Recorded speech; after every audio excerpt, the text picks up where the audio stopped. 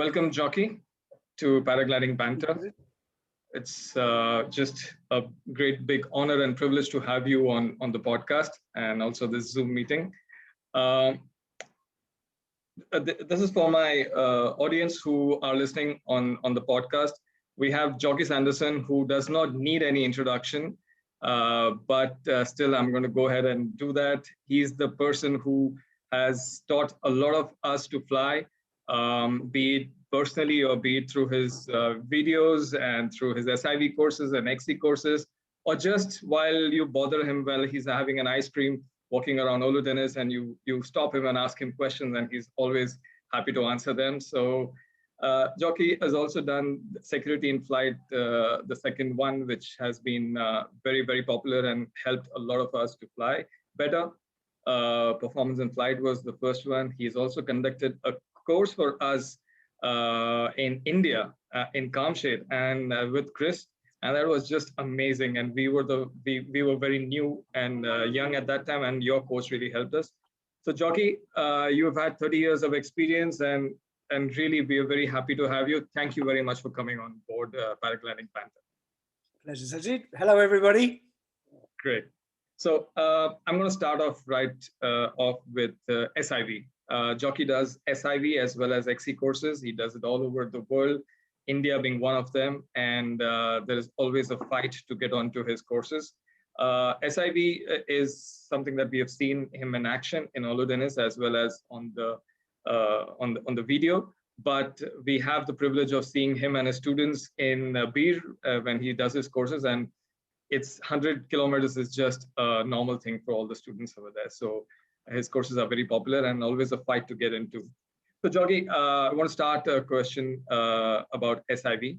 I'm going to go straight into the thick of things. And this is meant for pilots who have just about come out from the pilot school. They've learned, they've done 30, 40 hours, they have a wing, and they're learning the thermal, they're doing grid soaring. But when do you think is SIV necessary, and why is SIV necessary? It's the age-old question, really. Yes. It's always helpful. SIV is to give you security when you're flying a glider, when you're flying cross-country, and it frees up your mind to focus on good things like finding lifts, because you know how to recognize the stall, spin point, and if it happened, you knew how to get into it and out of it.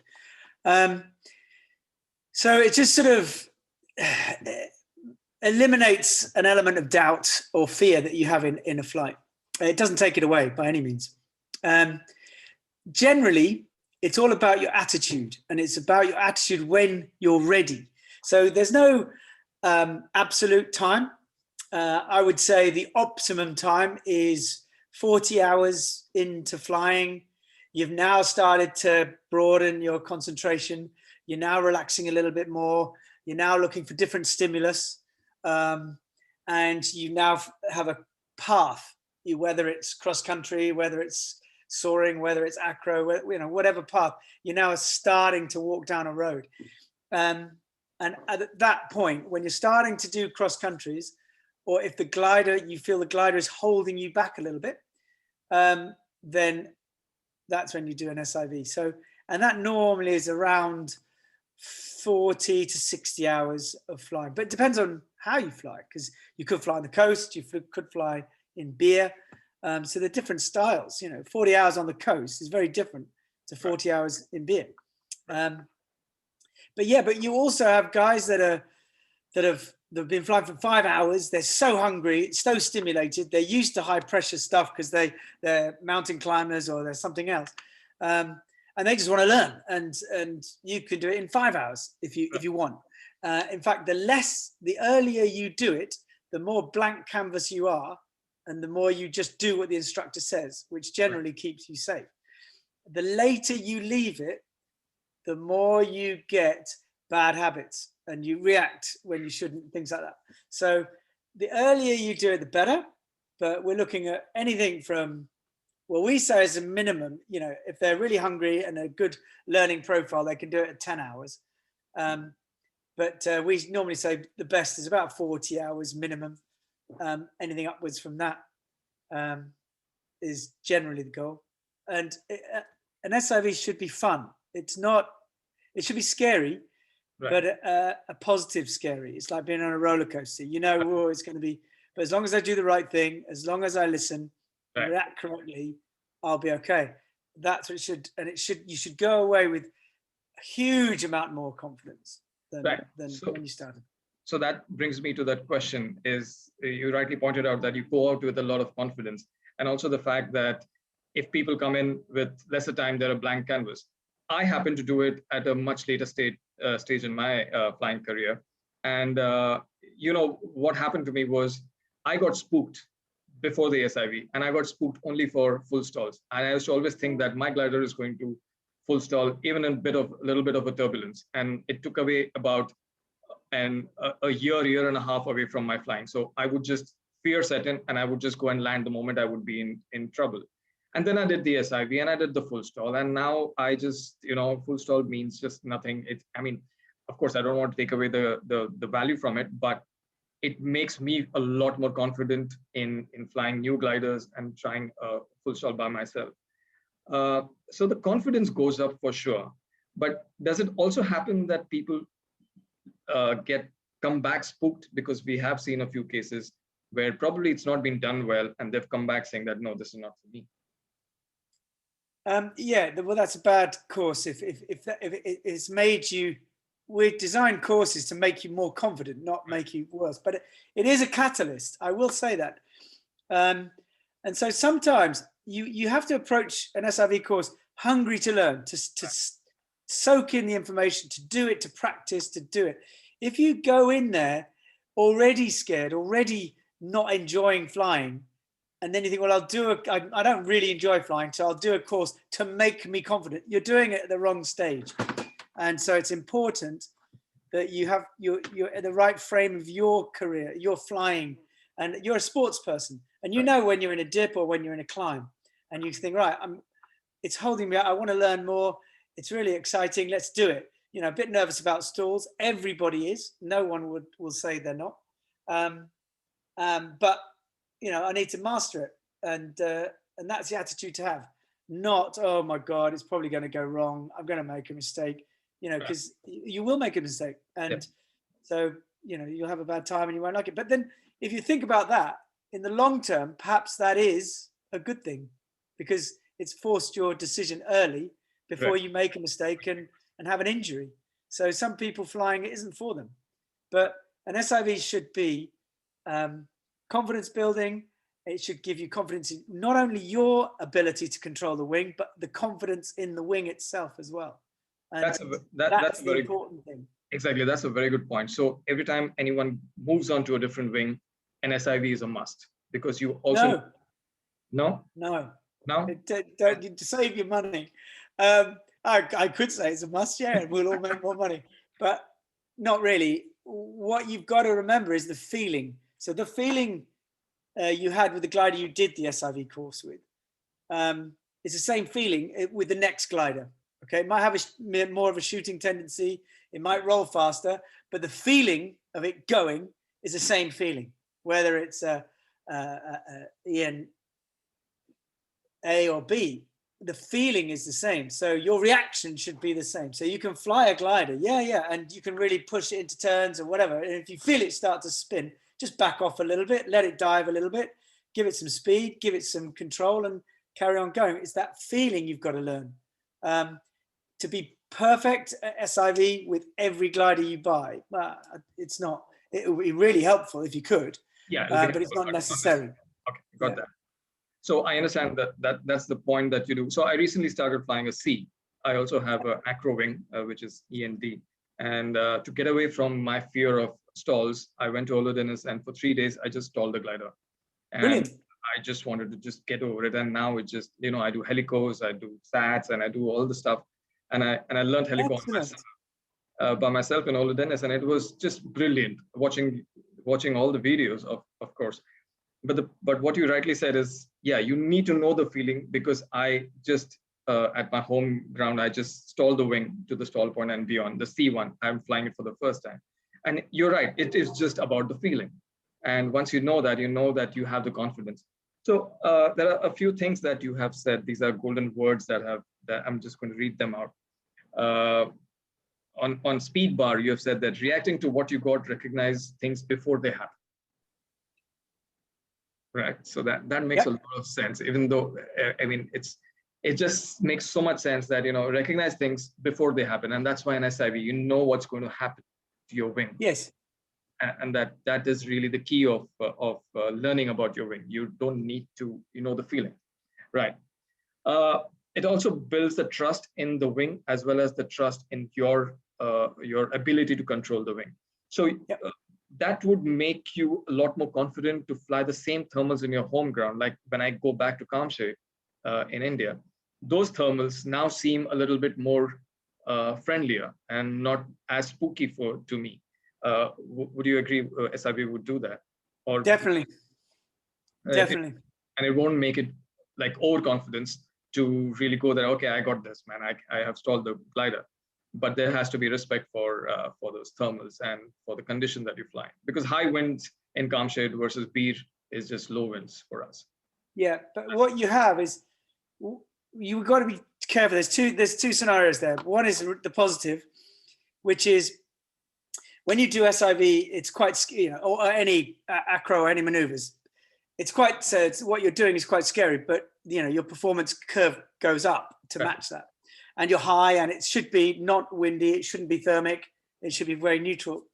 But then when you're so confident in your glider and your ability to control the glider, that when you overlay that in a familiar environment like Kamshet back on a home site, you become a lot more confident because you suddenly overlaying one on top of the other, and your confidence goes right up. But some people come back from an SIV full of confidence, especially if it's a coastal site, and it's they're soaring and soaring and think, bored now.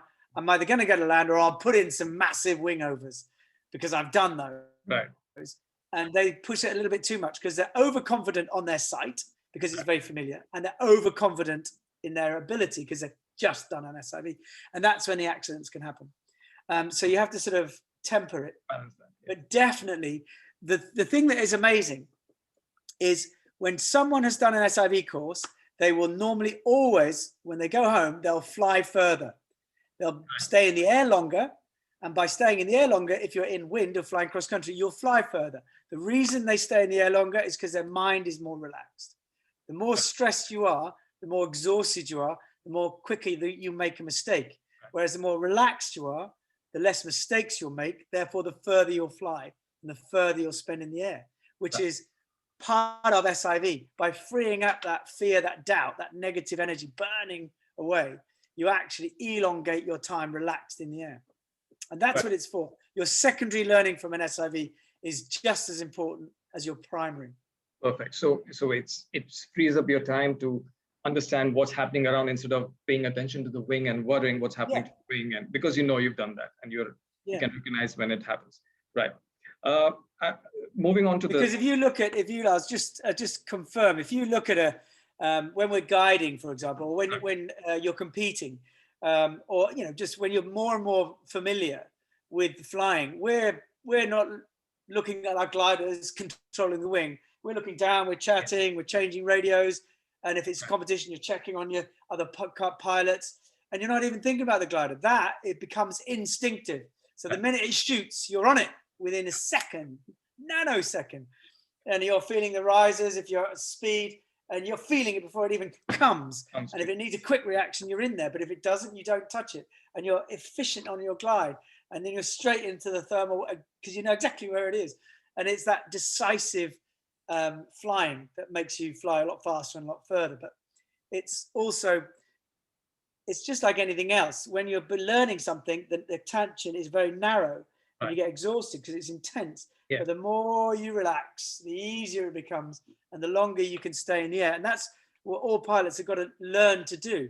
You've got to train yourself to stay in the air for 5 hours. Right. And you can't do it straight away. No way. So you think you go to Kamshet, you soar up and down for an hour and you think, I'm done. Whether it's bored, whether it's fatigue, whether it's toilet, find out what it is, answer that next one, and then just elongate every year, get longer and longer. Longer. That's really important. Stay in the air for longer and maybe do a little bit XC and come back and learn the Yeah, weather. give a challenge. Yeah. So I remember the first thing that you did for us in Kamshed when you arrived. We were the ridge flyers, and the first thing that you said was, "I need you guys to go to that the ridge in front, which is not very far, and come back." And we had never done that before. We never knew that thing, but that changed a lot of our view. A lot of pilots started thinking, "Why didn't we think about this before?" And we can travel. So now we do a lot of XC in Kamshed. And yeah, it's been a lot of fun. And I also did my first 107 in Bir. So I stayed in the air for 6 hours. So yeah, I understand it cannot be done. It has to start progressing. Jocky, I want to touch upon a very important topic again, which you do in SIV, and that's speed bar. Yep. A lot of people shy away from using the speed bar when flying. Why do you think that is? I mean, speed is good, right? Speed is good. But there's two things. First of all, that all through their training, they were told speed bar, or be careful of turbulence, you have a massive deflation, rah, rah, rah. So there's always that fear of what would happen if. That's the chimp protecting them. But also, when they're learning and they try speed bar, they're using it on a glider that's not very efficient. So as soon as they touch speed bar, they just ding. And so when they've tried it, it doesn't really work. So when they get newer gliders, they're not really willing to use it because their memory is not that good. But as the gliders are becoming more and more evolved and better, the use of speed bar is advantageous down to level B wings now, and even A some, just depending on the way in which the bar comes down, the way in which the speed is put on. So speed bar is good. It's obviously better as you get higher aspect ratio and better performance. But speed bar, you shouldn't be afraid of using. And what I would say is use speed bar more and more and teach your chimp that it's fine. And then after a while, you'll use it just to be more stable or to get somewhere more quickly. It's fine. And you don't have to pull full bar. People think, oh, full bar. It's not full bar. Right. If you actually push the bar on, and you squeeze it on, you flatten and you squeeze on a bit more to keep that pitch correct. And then you look at your pulley blocks. Right. That's what you want to be looking at. Right. And you think, well, I can actually keep it legs straight, but position my hips. Right. And I've still got about 4 centimeters. So if I need to go really fast, I will put the balls of my feet on the bar and I'll push that a little bit further and the blocks will overwrap each other. And then I've got that extra bit of speed, your turbo power. Right, turbo power, yes. Right. So speed bar is good, guys, and everyone should use it. And so we'll move on to the new one. I would put one caveat in there. Don't just use it all the time. Sometimes you don't need speed bar. Yeah, sometimes you don't. You need to look at the glide ratio and how that is really helping you. Sometimes it doesn't help. Yeah, I mean, you've got to look at your polar curve. So, if you're going downwind, you don't need speed unless it's very sinky. Right. Into wind, yes, speed bar is a better polar curve, better performance. But downwind, you don't need it. And also, with speed bar, it's all about, speed bar done badly is worse than no speed bar, and you just sat there letting the glider trim itself. So, you've got to train. And where you really do train well with the speed bar is somewhere like Kamshed, where you've got lovely soarable winds, and as soon as you start getting bored, as soon as you think, I'm going to land now, don't. Say, right, I'm going to train, and I'm going to do speed bar, or I'm going to fly to the front ridge, and you give a challenge. And speed bar is a really good one for that. And you think, right, I'm going to put my speed bar on, and I'm going to have my fingers in the brakes just in case, but I'm not going to touch the brakes. I'm going to hold the risers, just press vector the risers, just push them, and feel the tension change. And I'm just going to learn what it feels like. And I'm going to go bar. And by going into your bubble, you actually enjoy it more. And you can see the difference. You're looking at your speed. You look at your ground speed with the GPS. What does it do? Does it change? Go crosswind, go downwind, and just think, that's interesting. All that sort of training and playing. And that's what you do to stimulate your brain before you land. that's a fantastic bit of advice. Don't just land, set yourself a task, and Definitely. Perfect. Yeah. While on still on SIV, we know that the most difficult days or the silent days are the stall days. But other than stall, once people get used to it, and then there's euphoria after they land, they're very quiet first, but once they do it, they know, oh, that was great, I got that done. But is there any other maneuver that really is important but is not paid attention to during an SIV? Yeah, there's many, but what's happening now actually is spiral dives are taking over from stalls for a lot of people because of G-force and the fear of locking in or exiting properly and things like that. And the way we teach stalls is evolving, is different. You know, we gently hold up because the brake pressure is less nowadays, and the way in which the wing curves back is changes. So we give the pilot a little bit more credit and to hold the resistance and bring it into tail slide and bring it gently progressively up and manage the dive. And so when people do a stall, the importance of it is to tick a box, to say, see, the first stage is to say, it's not that bad. You can get it in and get it out and you could use it. And the question should be, if I really needed that and I was above the ground, could I do it myself? Yes, should be the answer. But on an SIV, you've only probably got 4 or 5 stalls and then that's it. So you think, well, all we're showing you is a door and you've walked through the door. But to perfect a stall, you've got to do it hundreds of times to just be able to do it like that. And to be able to reckon, oh, slightly asymmetric, I'll put it back in, I'll come back out, you know, to be so relaxed. But all we're showing you is how to do it, what would happen, and would you use that as a tool in your toolbox before you threw your reserve? You know, if I was at 3,000 liters of beer, had a massive cravat, haven't got any twists, I'm all good. I'd put it into a tail slide, drop it into a stall, nurse the cravat out, ease it back up and fly away. If I couldn't do that, I'd have to consider throwing a reserve or punching the brakes or stalling that wing or whatever other technique. So it's a really good tool to have, and it's a good confidence builder. And from the other scariest maneuvers, well, depends how much input people do. It's a nice sort of scary. It's not a scary. Yeah. I just love the way you explain your words and you make it sound easy, and I just feel like going and flying. It's nighttime here, but it's really nice. Thank you. Shall we move on to we spoke about the spiral dives, the nose down, the lock, how you want to get out of it and you get out slowly. We all know that people have to get used to the G's increasing. It's not something that you can again get eventually.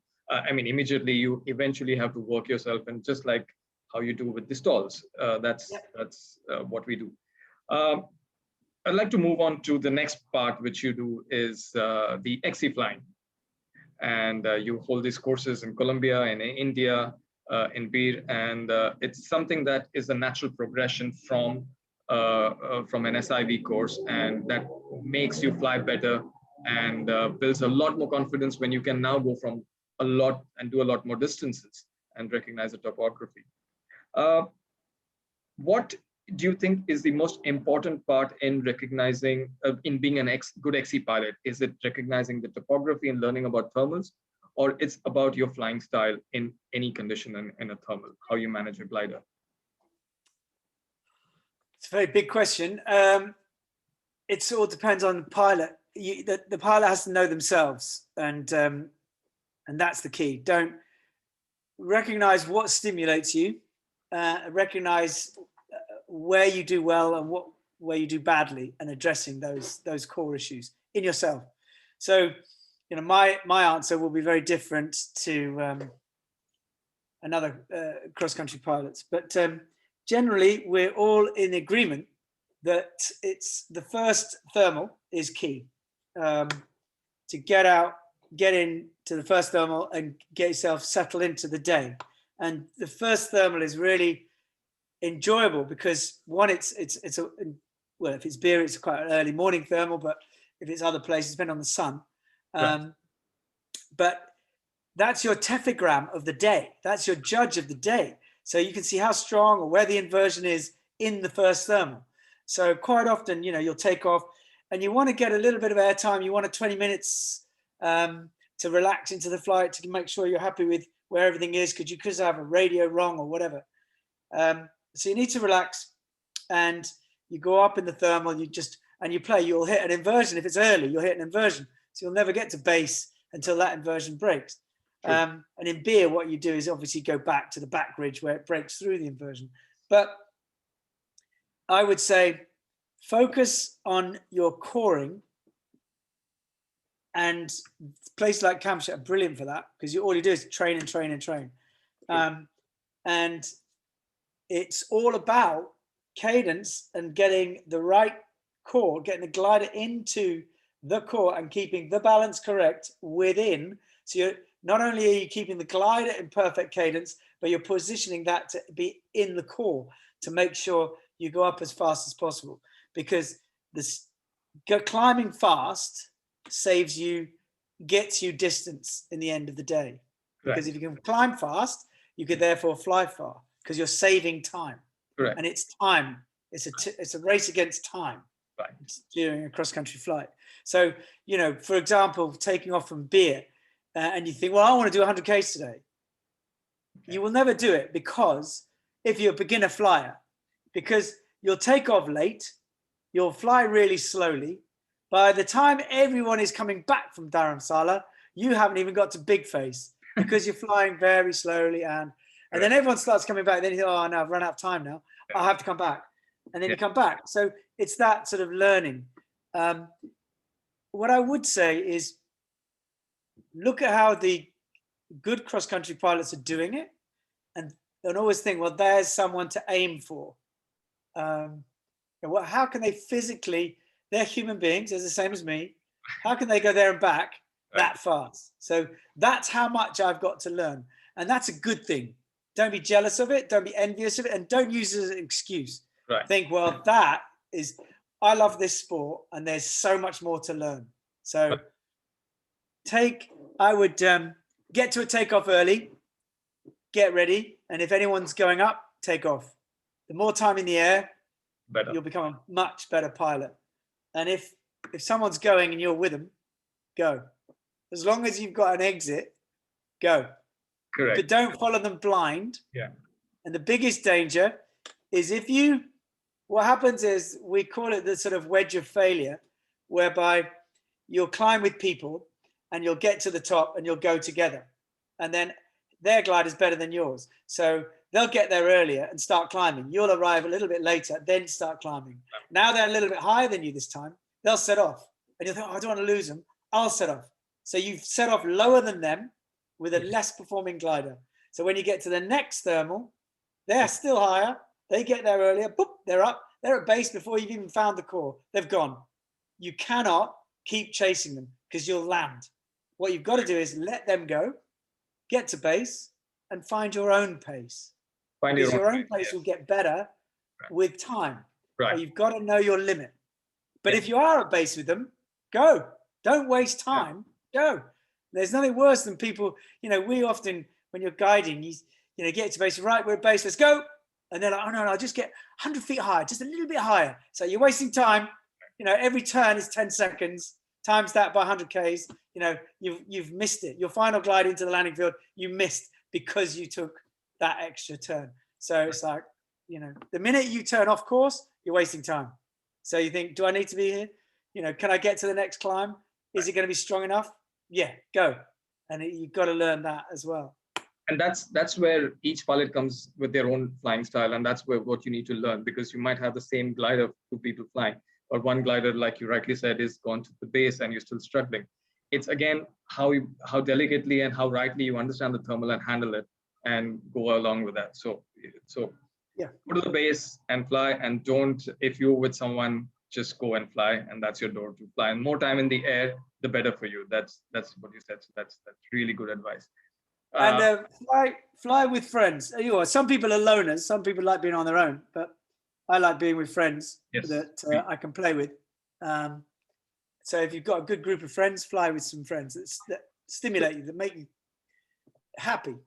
Not friends you're competitive with, not friends competition is okay, but not friends that you know make you feel bad. Correct. You've got to fly with people that make you feel good. So we have made a community over here of pilots who are really taking care of each other. We talk a lot, we discuss a lot, Brilliant. we do a lot of weather readings, and we fly together. But what we find is that the newer generation don't really come and talk to us. And through my podcast, I'm telling people that, come talk to us. We'll all fly together. We want to share knowledge with you. We want to. So there is a little bit of hesitancy. And what happens is when you're thermaling in the air, they want to copy you. And what they do is they come and park themselves behind you to see what you're doing. And then it stops you turning because they're blocking your path. So, and that's when we get in touch with them and say, guys, come on, you should have spoken to us. So you're right. Fly with friends, fly with people who encourage you and support you and don't not necessarily just compete. Which brings we have a policy we've created in where we fly that everybody's approachable. And you'll see if you look at my YouTube channel, there is a piece from the British team, and we always make sure that any person, no matter how good they are, they could be the world champion, they have to be approachable, and you have to answer a question if anybody asks it. Anybody at any time, 5 minutes before you take off, doesn't matter. You answer that question because it's important, and they feel included. And as soon as you have that, well, I'm a top dog, I'm not going to tell, why should I? Then it creates a negative environment and you're now separating. So you've all got to share the fun and share the love, and don't have this elitism, because there's no place for elitism in paragliding. Completely agree. We really don't want that either. And that's the thing that we promote in Kamshit. So yes, thank you very much for that. One thing I would say, if you're with a guy that is, you can see that, they're the young ones, they're following you a little bit. What I always do is I shout to them, I'm quite vocal positively vocal. I don't shout at people, but you sort of, scream, woo! And it's like, come on, let's go. And then you see them looking at you thinking, why is he talking to me? And you think, come on, there's two of us, let's go. Yeah. And they suddenly think, yeah. And you create that positive buzz. And then, yeah, let's go. And then the next thermal, as they get there, say, yeah, well done, that was great. And it creates that positive. And then they might be ahead next thermal. So, and then and sometimes what's lovely is sharing a flight like that. Right. Even if it's just a 10K flight, doesn't matter. You're not landing at the normal landing field. Correct. Yeah, it's landing somewhere else. That's important. There is a sensitive topic that I want to touch upon very briefly is... You're not going to talk about Harry and Meghan, are you? No. Okay, good. A lot of people feel, if you have a pod harness, you're a good pilot. If you have an open harness, you're still learning. So there's a little perception that's there, and that's the game that people play. I see that a lot in Beer. I don't see it so much in Kamshit though, because we all fly together. We're a close-knit community there. But in Beer, there is a perception. Have you seen that anywhere else, or is that? Well, I mean, the natural thing is when you're learning, you don't have a pod, and then as you get good, you eventually get one. Right. It's also a financial thing because you've been learning. It's cost you 400, 500 euros for a harness. Right. You don't want to change it straight away. And then by the time you do, you're ready for a pod. So there's always that. Where we are, that you choose, because it might be hike and fly, it might be different. So there isn't that. But there's quite often pods, you get twists in pods. Yes. And things like that to justify why they're not flying one themselves. Right. But generally, no. I mean, everyone does their own thing, and if they wear a pod, they have a pod. Okay. I mean, I held off. We always had supine in competitions right in the beginning. We did have sort of pods, but not really. And then suddenly, when pods came out, I took a while to think, well, I'm comfortable in my harness. Why should I use a pod? And then I used the pod, and it was like, whoa, that's so much more comfortable. Yeah. And it was nice. And you had all your, instruments in front. You could see them, and it was cozy. And so straight away. And cold places, you don't feel the cold. Just this part that it's really. I mean, in beer, definitely a pod, really, because you can stow more things, more places. You can have your sleeping bag under your legs. You can, all sorts of stuff can be stowed in different areas, and it's warmer, much warmer. Perfect. Your courses for 2021, SIV and XC, I've seen on your website. That's on, right? If people want to join in. We're doing, we've had to stop the April in Turkey because they can't go to Turkey. Yes. Well, they can, but they have to isolate in a hotel, and so it's cost prohibitive, really. So we're doing September, October in Turkey. Right. We're not doing too many XCs this year, just because it's just very problematic. Last year we couldn't do any. The very beginning we were in Colombia and Australia, but we couldn't go anywhere else. So until it's completely clear, then we won't consider XC.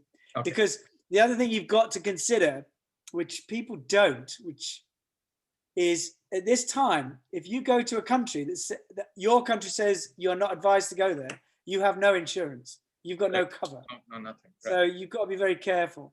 You've got to do all your research, make sure it's all right. And when we're doing it commercially, we've got to make sure our clients are safe, the infrastructure is all right, and so on. So, which is why we're not doing that. We're only going to the places we know. But I hear beer is still beautifully flyable, and Forum keeps me up to speed on beer. Yes. Forum is. She was there in October with us.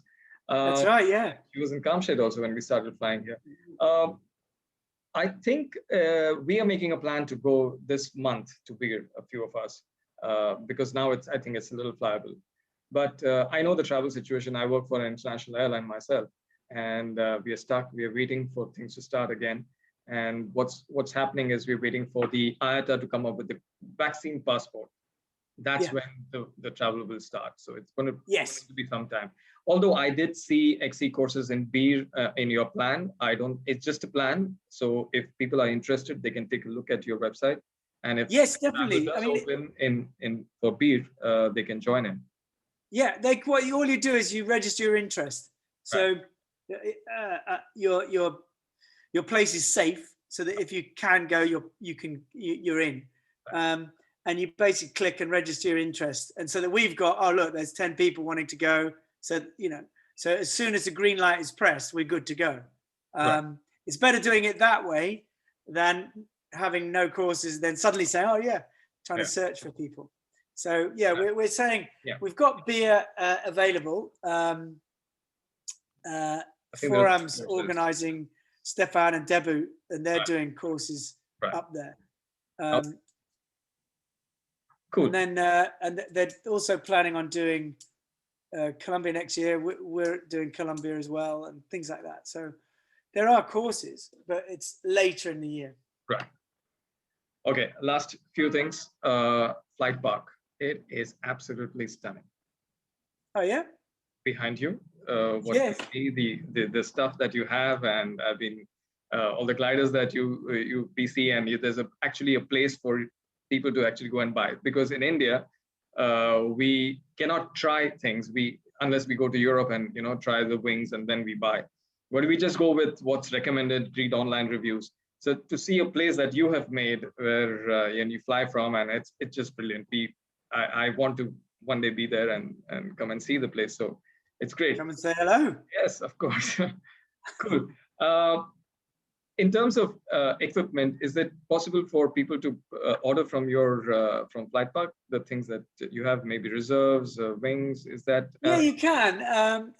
You can get it much cheaper than going through us in India, I'm sure. No, we have to go through something because again the customs and stuff. Okay, that's a whole different discussion. Yeah, I mean the thing is, when it goes into India, you know, if it goes in through the correct channels, the taxes and then all that's then it gets held up and all sorts of problems. The thing, I mean, you've got good channels with India. Right. It's not really beneficial. I mean, for the flight part, we'd love more stock, but it's a question of nowadays we haven't got the money to put into the stock for people to try. So even we're at a situation where, you know, you have to say, well, that's, you zero in on your choices and then say, well, okay, I'll go for it. Yes. Because you can always sell it, can't you? In India, let's say you wanted a really lightweight glider, lightweight harness, and you think, oh, the Super Strike, and then you got in it and it was a bit tight for you, you didn't like it. Someone in India will want a Super Strike. That's what we do. Yeah. So I've got a Super Strike, and now do you like it? Yeah, it's nice. But when I see my friends buy a Super Delight, it's a little bit more sturdier. It feels like, okay, I think it's time to move on to that. So yeah, it's always. Yeah, I know it's always something. It's a sacrifice. Yeah, it's a sacrifice you have to make, and it's great when. That is a great example of when you can check. You can because here, just behind me down there, are the harnesses. Right. And you know, you can think, oh, I'll try that. Oh, and immediately you get out, and then you sit in the other one and go, oh yeah, oh that's way better. You know, but one's heavier than the other, and all that. And you get. But what happens is, people fly. They buy the Strike and they like it, and then they fly it for a few hours. And they think, oh no, it's a bit, you know, and then they'll go for an Osium or a lightness or whatever. It depends on their budget, but it's amazing how different people are, just different shapes and different requirements, really.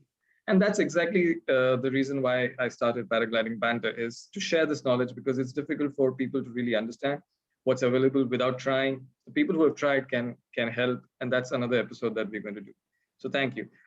Last question. I know we are reaching close to about 45 minutes, and time has really gone by. So I won't hold you much longer. But one last question. All right. We've done our reserve repacks today. Oh, okay. Cool. Okay. We've got to do a line trim next. Yes, that's what we do locally over here. Rohit, a friend of ours, he does that locally at home. So we do our line checks over there with the laser. So yeah. Excellent. Yeah. So Jocky, one last question was, in thermals, we need to fly with the maximum range. Would that make it easier, or do we fly the medium range? What's your take on it? Medium range of what? Glider? Your glider weight range. So if your glider weight range is 75, 95, do you fly at 93, 94, or what's your recommendation? Top third, generally. Third. Okay. Yeah, so if it's 75 to 95, if you flew at sort of 85, 90, something like that. Okay. You know, that depends. But the top third, so just above half. Okay. But not right at the top. Not right at the top. Okay. Because that's the way it's been designed. Quite often, the pilot will. It's normally designed by medium, because medium is the test pilot normally. So anything between 75 and 85 is the test pilot's weight. And normally a medium is made first, so that we quickly get that out. So the pilot's then flying it and is sitting in that rate. Once everything feels right, response is right, handling's right, the last thing they check is the tests, because they want to get the handling right, performance right. And then they confirm that, yeah, this is a B or high B or low B or C. But they had that idea already. No one wants to make a glider that is dangerous, that people from lower abilities can fly. So they'll get that glider, they'll get it right, and then they'll go scale it up or down. Okay. And then they'll have the other the test pilots flying it within the range, but they're not at the perfect range. Right. You see what I mean? They're within the range. Right. And so if you're doing a competition, for example, you're on a large glider, we're heavily loaded. So, you know, that's another subject.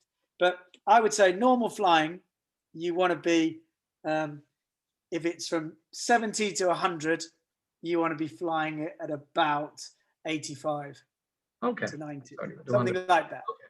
All right, cool. They're not, just a top 2/3. Right. Is about that. Sorry, I think. Yeah. Okay. I think we say more important than that is being happy on your glider. Don't buy a glider just because it's performance. Right. Make sure you know who you are and where you are in your flying. Because Right. a lot of pilots think they should get a better glider because last year they had this, they need to get a better one. When in fact their headspace isn't right. They've had a long break because of COVID, things like that. They shouldn't do it. We had a huge problem in Korea because of the sort of the mentality of the instructors is they thought, well, I'm an instructor, therefore I've got to fly a boomerang in a high performance wing. And it's like, well, then they're having accidents. And it's like, you don't need, just because of your position, you don't need to fly a good wing. A lot of us fly, I've got an Alpina and a Delta. I fly that. I don't need to fly a Zeno or an Enzo. I've got one, but sometimes I won't fly it because you've got to know where you are, what your ability and confidence level is.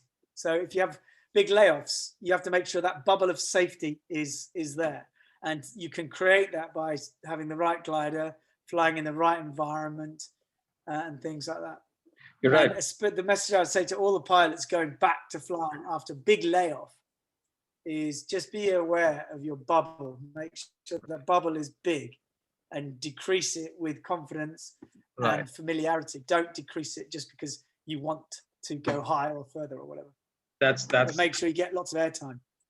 Yeah, the more the better. And you're right, when you change your gliders, and like I changed from XC to acro, and I have not flown acro for a long time, I feel a little worried. So this I did last week and I was not very happy till I flew for some time and then I became happy. So you're right, the bubble comes down and you need to really be aware of what is really comfortable for you and fly that way. So thank you very much. Definitely. That's yeah, I mean, I'll give you a really good example, opposite to what people think. In Colombia last year, I was meet director of a competition, and I was flying my Zeno, beautiful, great, graceful, elegant. I was slightly underweight on it, and you could feel, it was all quite all right. And then I took my Alpina guiding, thinking, it'll be safer, it'll be easier, I'll be the same speed as the clients, and so that we will fly together. There's nothing worse than going with a guide and they do that. And it was, because I was overweight on it, it was racier, it was a lot more dynamic. And as soon as I touched the brakes, it would turn. Whoa, whoa, whoa. Okay. I was shitting myself. Then I went down a glider. But it's all about weight ranges. It's all about styles. Right. And you got exactly the same. When you go from cross country to acro, they're totally different beasts. And you've got to think, right, I'm changing gear and I've got to make sure my boundaries of safety are ready for that gear change. Take it easy for a few days, few flights, and then come back to it. That's yeah. It comes back really quick. Yeah. Jocky, thank you very much. It's been a pleasure, and it's an honor to have you on the chat, and for people in India, and also for everyone to listen to you. Thank you so much for sharing that much time with us. And is there anything you want to tell people in India about your course, or anything that we want to join you? Well, for Debu and Josh, they'll be up there in Beer, maybe at the end of this year. Everyone's going to be there. Great. I'll be busy, unfortunately, but I'll probably go the following year. Oh, you're not making it? Yeah, just look at the website, because Josh is doing courses with Canan. Right. And then there'll be forums, I think, with Debu and the other guys up there. So it'll all be fun. And if you ever see them, pop and say hello.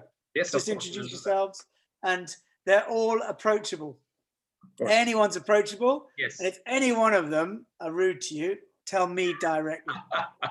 Yeah. Because it's our sport, and we should all share it. That's right. So again, thank you very much, Jocky, for being on Paragliding Banter, and it's been a pleasure. and we'll take your advice on everything that you shared now, and we'll talk to the community, make the community more safer, talk to people, do more SIVs, get the feeling right, and do better thermaling, arrive higher, faster, and be comfortable in our flying. So I think we've got that in summary, and I really thank you very much. Appreciate it. Pleasure. All right. Take care, everybody.